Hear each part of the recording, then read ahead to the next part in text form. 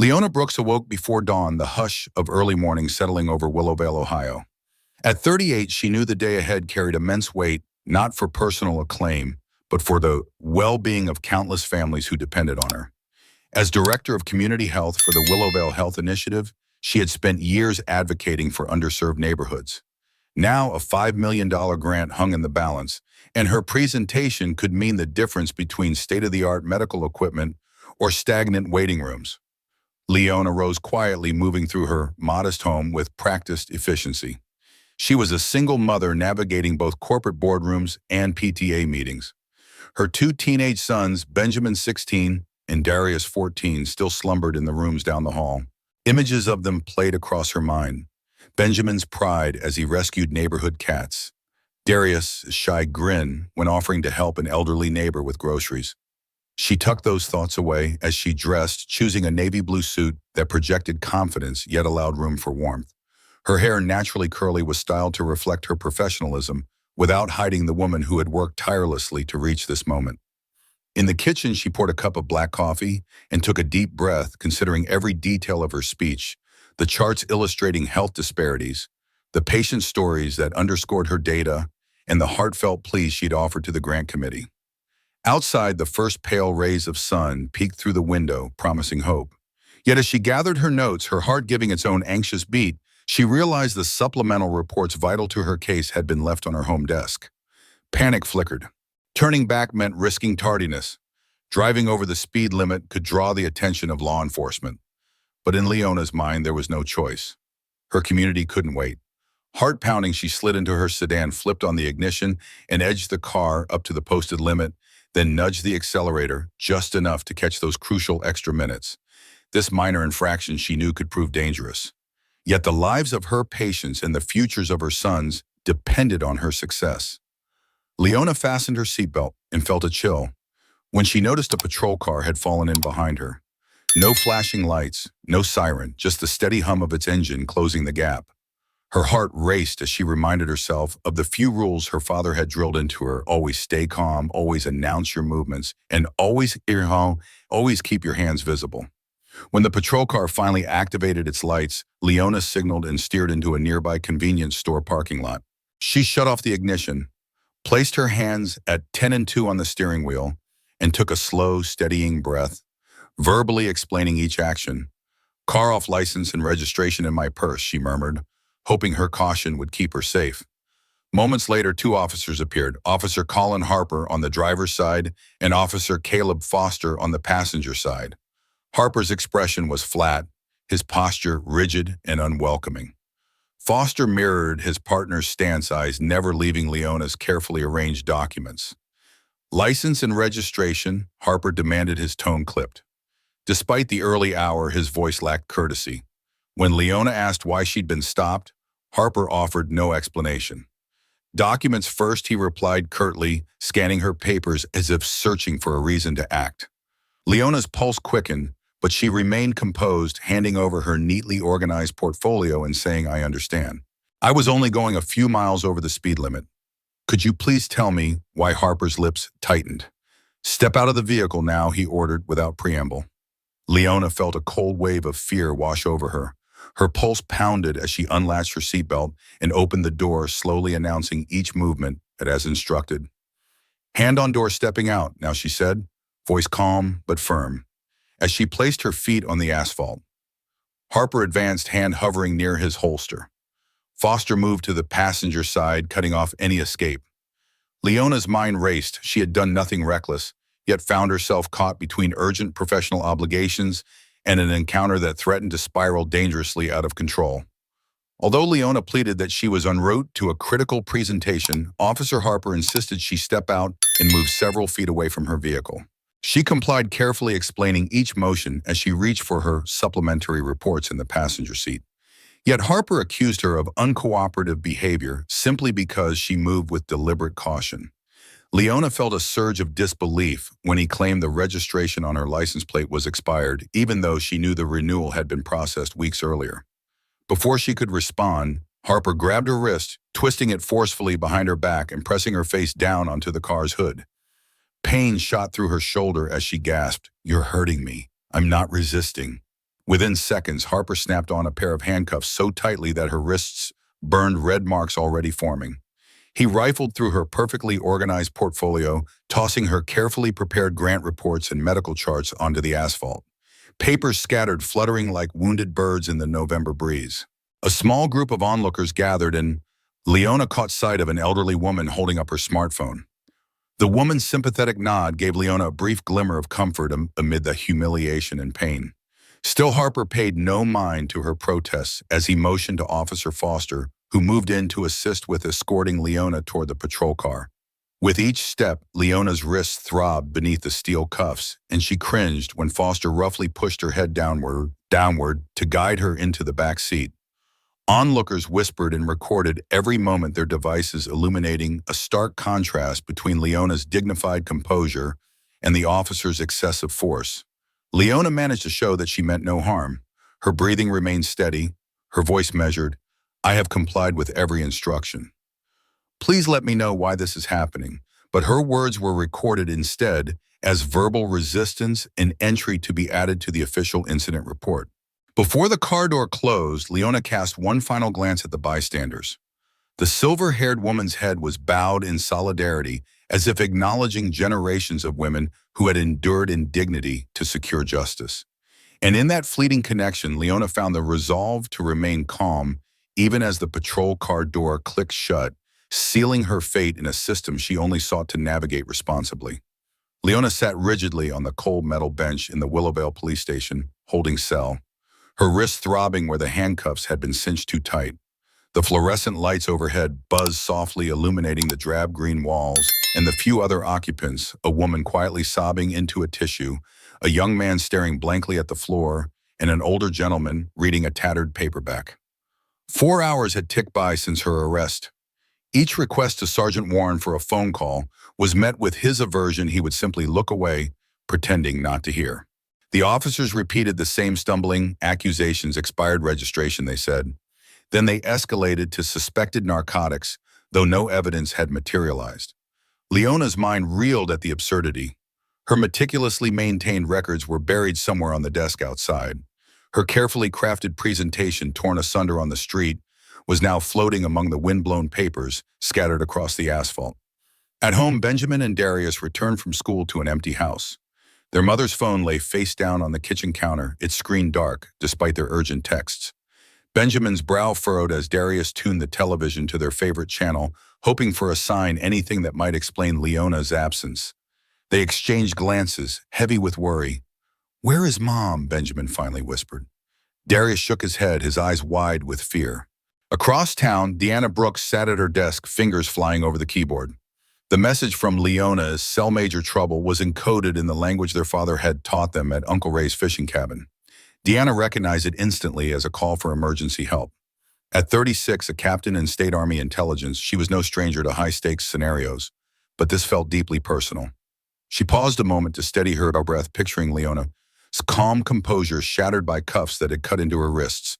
Without hesitation, Deanna dialed Jennifer, Leona's administrative assistant. "Jennifer, it's Deanna Brooks. Where does the Willowvale Community Health Initiative stand with the police department? Anything unusual? We need to know every detail now." As she clicked off the phone, Deanna's jaw tightened. She would not wait idly while her sister's reputation, livelihood, and safety hung in the balance. The battle lines were drawn, and she intended to wage war on every misused one. Deanna parked a few blocks from the station to avoid notice. Dressed in a tailored blazer and slacks, she looked every inch a concerned sister, rather than a uniformed officer. The moment she stepped inside the Willowvale police station, a wave of silent disdain washed over her. The sergeant at the front desk barely glanced up when she asked, "I'm here about Leona Brooks." His clipped, "She's being processed," offered no opportunity for further explanation. Deanna moved to stand just beyond the counter's edge, folding her arms as she scanned the room. She noted the placement of security cameras, one above the front desk, another near the booking area, and observed which officers averted their gaze. A uniformed cop muttered under his breath as she passed. Another shifted awkwardly, unable to meet her eyes. Every detail was logged in her mind. Eventually, Lieutenant Victor Marshall emerged from a nearby office, his posture rigid, lips pressed into a thin line. When Deanna calmly inquired why Leona was detained, his arrogance was palpable. My officers followed procedure, he replied dismissively, avoiding eye contact. Deanna countered, Leona hasn't been allowed to contact an attorney, and her registration was renewed weeks ago. Why is she still being held? Marshall's jaw twitched at her assertion, but he refused to relent. If you have concerns, file a complaint, he said, turning his back. Unfazed, Deanna reached into her bag and retrieved a slim folder. I will, she said quietly, voice steady, and I'll be alerting the State Attorney General's Civil Rights Division and the U.S. Department of Justice. If Leona isn't released immediately, you'll be hearing from them directly. The tension in Marshall's shoulders grew visible as he considered her words. He glanced toward the sergeant as though seeking guidance, then sighed in resignation. Fine, he said finally, his voice edged with forced civility. I'll see what can be done. Deanna nodded curtly, gathering her folder.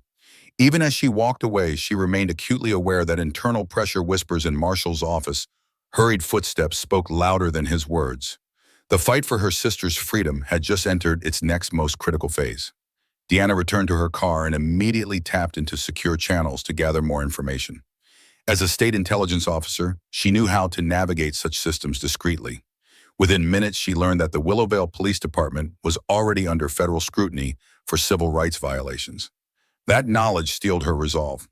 Next, she accessed the traffic camera footage from the intersection where Leona had been stopped.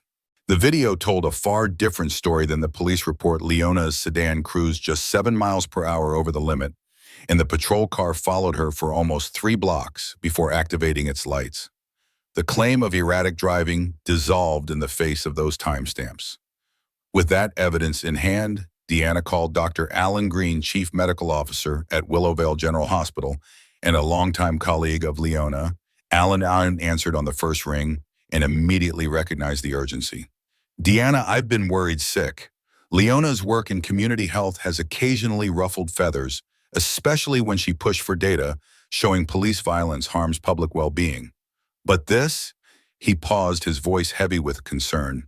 If there's tension between her initiative and the department's priorities, it could explain their eagerness to target her. Meanwhile, at home, 16-year-old Benjamin dialed Leona Carter, the family's trusted civil rights attorney. Benjamin's voice quavered only slightly as he explained, My mom's been held for hours, Auntie Deanna is on high alert, and none of this makes any sense. Within an hour, Leona had drafted an emergency motion to secure Leona's release and compiled statistics showing that minority drivers in Willowvale were 3 times more likely to be stopped than their white counterparts. As Deanna digested these updates, her research uncovered a damning detail. Lieutenant Victor Marshall served as treasurer of the local police union, which had made substantial donations to key judges' campaigns. In effect, Marshall had built a protective network shielding officers from accountability.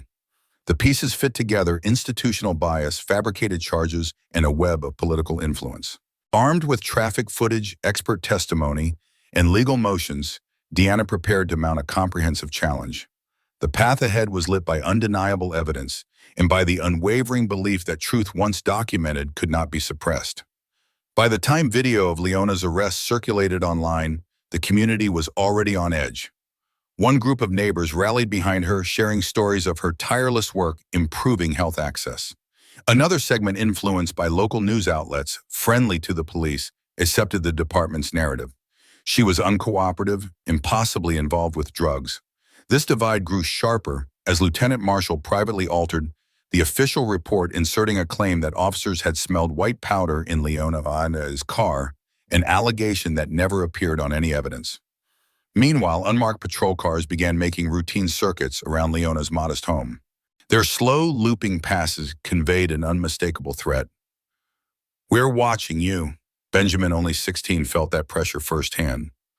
One afternoon at school, a senior on the wrestling team cornered him in the hallway and sneered, "Your mom should have kept quiet." The boy's words stung like a lash, a blunt reminder that his family would be punished for daring to speak up. At the same time, city officials launched a routine audit of the community health initiative's finances. Documents once celebrated for transparency suddenly became suspect, every line item scrutinized for faults. Rumors spread that Leona had mismanaged grant money, though not a single discrepancy appeared under careful review.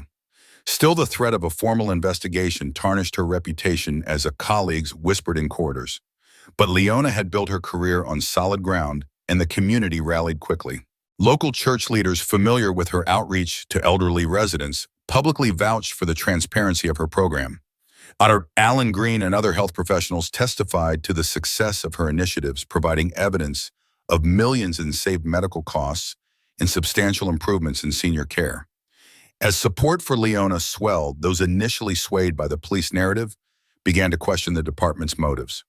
Editorials in the Willowvale Gazette called for an independent review of the police conduct, and a petition circulated demanding transparency. In living rooms and senior centers across town, conversations shifted from, "Did she do something wrong?" to, "How can we ensure our institutions serve us all equally?" In that shift, Leona saw the first real sign of hope, a community reclaiming its voice, refusing to tolerate intimidation, and standing together in defense of truth. Deanna and attorney Leona Carter assembled a federal complaint detailing how Leona's rights were violated, 47 pages of legal arguments, medical records documenting wrist injuries, witness affidavits from Daniel Foster and Monique Daniel S., and statistics showing Black drivers were 3 times more likely to be stopped in Willowvale. They submitted the complaint to the U.S. Department of Justice, triggering a broad civil rights investigation. Independent reviews confirmed Lieutenant Marshall had altered detention logs and inserted a false resisting arrest charge. Traffic camera footage and bystander videos proved Leona complied at every step, exposing Harper and Foster's dishonesty. Under mounting federal scrutiny and reports that Internal Affairs had been probing Marshall for 8 months, Captain Bridges had no choice but to act. He ordered Leona's immediate medical treatment, delayed formal charges, and placed Harper and Foster on administrative duty. With the DOJ now involved, the Willowvale Police Department faced unprecedented pressure to reform. 6 months later, the Justice Department released a 120-page report documenting a pattern and practice of civil rights violations, discriminatory traffic stops, inflated charges, and systematic evidence tampering. In their living room, Deanna, and Leona pored over the findings, 17 violations in Leona's case alone, and 138 similar incidents countywide over the past decade. Harper and Foster were promptly terminated and now face charges of fabricating evidence. Lieutenant Marshall agreed to retire with a reduced pension in exchange for immunity.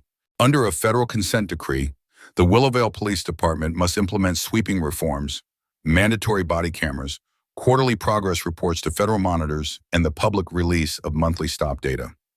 As a direct outcome of her ordeal, Leona was appointed to the newly formed Civilian Oversight Committee, where her expertise in community health will inform policies to prevent future abuses. Healing began both at home and across Willowvale. 16-year-old Benjamin founded a student-led group to combat discrimination, applying the evidence-gathering skills he learned from his mother and aunt. 14-year-old Darius found a measure of peace when the older wrestler who had intimidated him offered a sincere apology, opening the door to reconciliation between divided neighborhood factions. Former Officer Chavez, haunted by his silence, came forward confessing his regret and later serving as a community liaison, partnering with Leona's health initiative to de-escalate mental health crises without arrests. Captain Leona Brooks launched a consulting firm that translates her military intelligence methods into tools for civilian civil rights oversight, designing transparent data systems to detect bias. 1 year after the federal report, the community gathered at the Willowvale Community Center. As Leona addressed a packed room, she declared, "Justice demands both vigilance and hope." Once wrongfully detained, the Brooks sisters had become symbols of change, inspiring Willowvale to recognize the enduring power of perseverance and documented truth. Through the journey of fighting injustice that we have just witnessed, the story's underlying message is this: change begins with the courage to speak up, the determination to document the truth, and the willingness to share so that everyone knows. When we see a system abusing its power, each of us can become a guiding light, using words, documents, videos, or statistics to defend human dignity. The story also reminds us that although it takes time, each individual effort, when combined, can create the turning point needed for a society to no longer tolerate prejudice. Now we invite you to share your thoughts about this story. Do you believe the positive changes happening are enough to eradicate racism? Have you ever witnessed similar behavior? And what do you think you would do if you were in that person's shoes? At the same time, please predict when racism will truly become a thing of the past, maybe by 2070, 2100, or even later, and discuss what additional steps will be necessary to reach that point. Every perspective and personal experience shared helps clarify the reality and shapes the path to justice. Remember, when people speak collectively, the world cannot ignore that unified voice, and the fight for equality will never be in vain. Disclaimer. This story is entirely fictional. All characters and events are creations of the author and are not intended to reference or criticize any real person. It is designed to raise awareness of responsibility, justice, and the importance of treating one another with respect and dignity. We firmly oppose all forms of violence, prejudice, and injustice. Please consider this before viewing.